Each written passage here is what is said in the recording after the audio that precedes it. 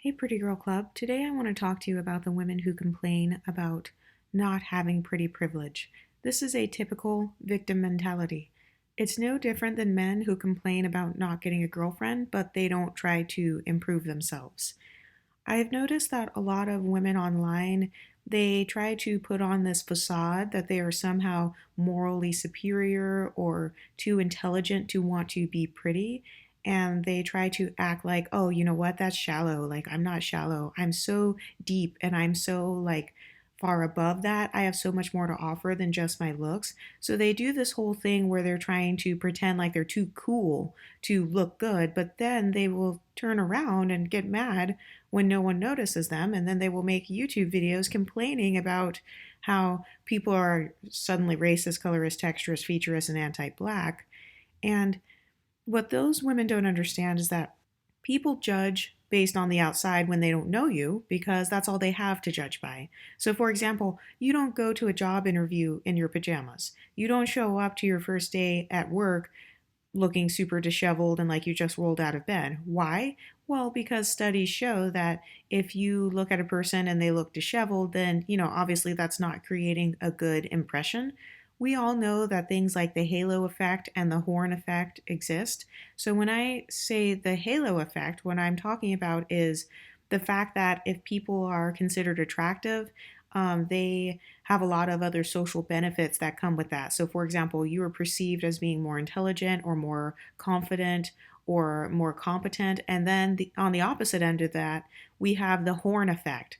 This is when you look really bad or really disheveled, for example, a homeless person, and you perceive that homeless person as, being dirty, being unkempt, being unhygienic, potentially being unhealthy or being some sort of predator. So just because you think you're too good to look pretty or whatever, or just because you don't think it's important, this doesn't mean that psychology doesn't exist.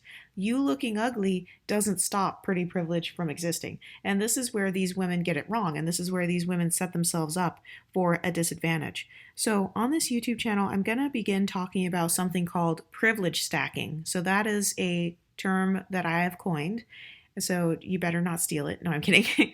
But no, privilege stacking just means using whatever positive qualities you have about yourself, using whatever qualities you have that are perceived as being positive and good and like helpful, stacking as many of those things as you can. So if you're smart, what's wrong with being smart and pretty? What's wrong with being smart and resourceful and beautiful? I mean, who doesn't want to have as many advantages in life as possible? And like I said, I feel like some women who come online and make these videos, kind of like, oh, Steph Co., or even women like For Harriet, because these women are already intelligent, I feel like there's almost this intellectual superiority that some of these women are trying to portray as if, oh no, I'm too good for that. I'm too smart for that. Like I don't need to invest in my beauty. Meanwhile, these same women, you'll see that they are actually still trying to look good in their videos. You'll see that they're still wearing a cute shirt. They still have their hair done. They still have a little bit of makeup on. They just don't push it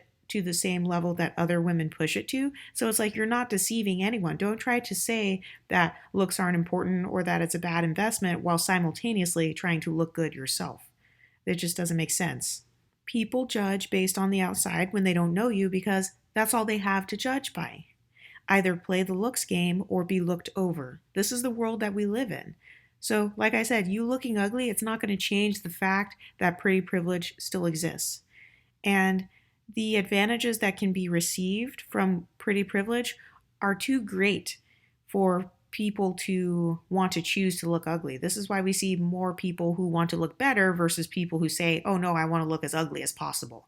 I mean, I've never in my life heard someone say, oh, I want to date someone as ugly as possible. I want to birth children as ugly as possible. I want to hire someone as ugly as possible. I want someone representing my company and representing my brand who is as ugly as possible. No, there are no advantages.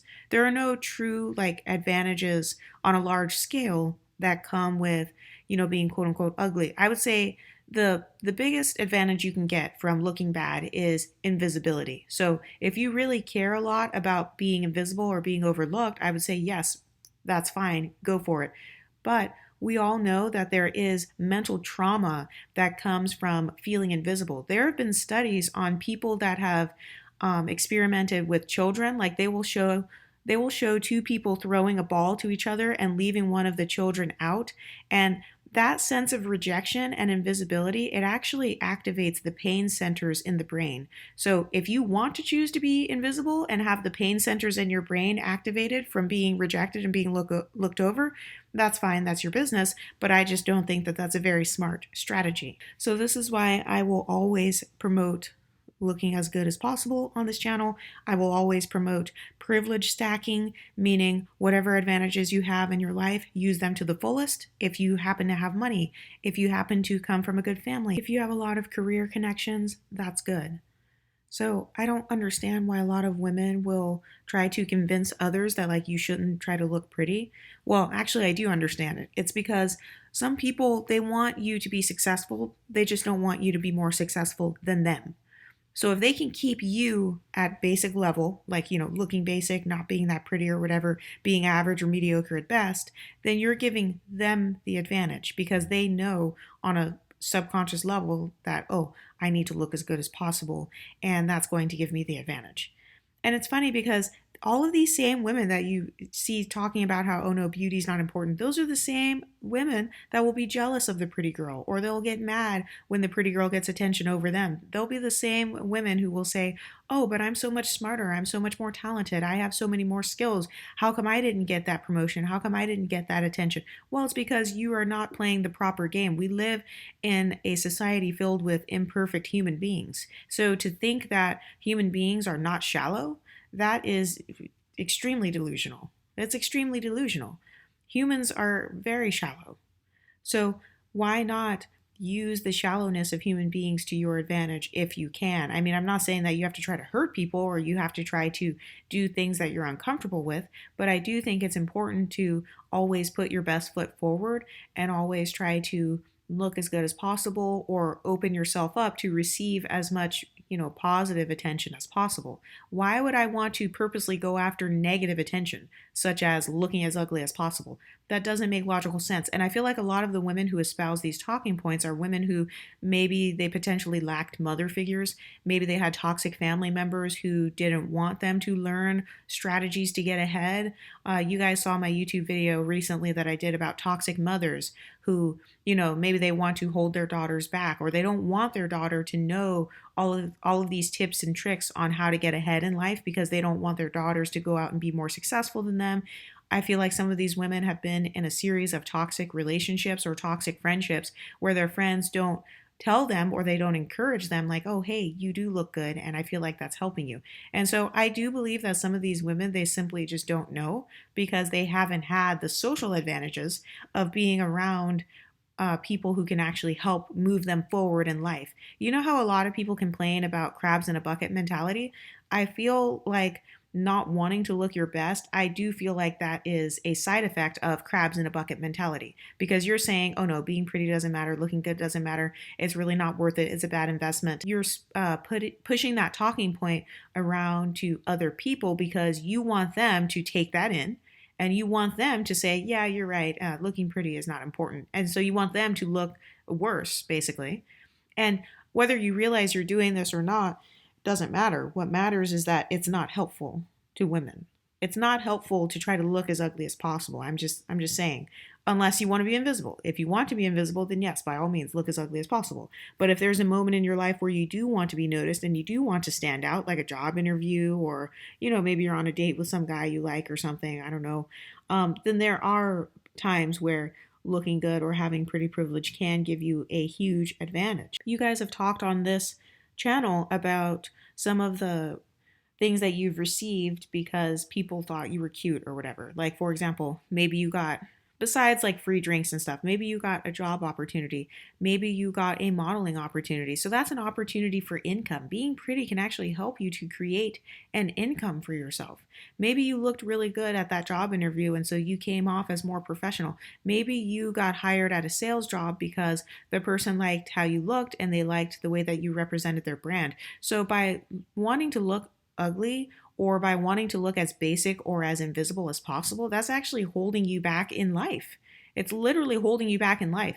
If you look up things like Maslow's hierarchy of needs, it talks about how recognition and contribution, those things are basic human needs. So I don't understand why in the Black community it's so shameful to say, I want to be noticed. It's shameful somehow in the Black community to admit, I like attention.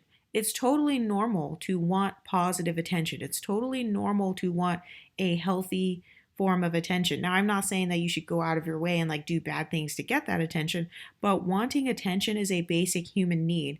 But I've seen in the African American community where a lot of people are like, "Oh, I don't want attention. I don't need attention. I don't need your validation." When in reality, it's like, no, actually human beings do need validation. Now, I think there's a limit to it, of course, but it's a normal human need to want to be validated. If you were to not validate your child, if you were to ignore your child, they actually call that abuse. They call that abuse and neglect. So, why would you want to, as an adult, become abused and neglected? Part of the way that you can become abused and neglected by others is by abusing and neglecting yourself. And one of the forms of neglecting yourself is not taking care of how you look, not taking care of things like your hygiene, your skin, your breath, your teeth, your hair.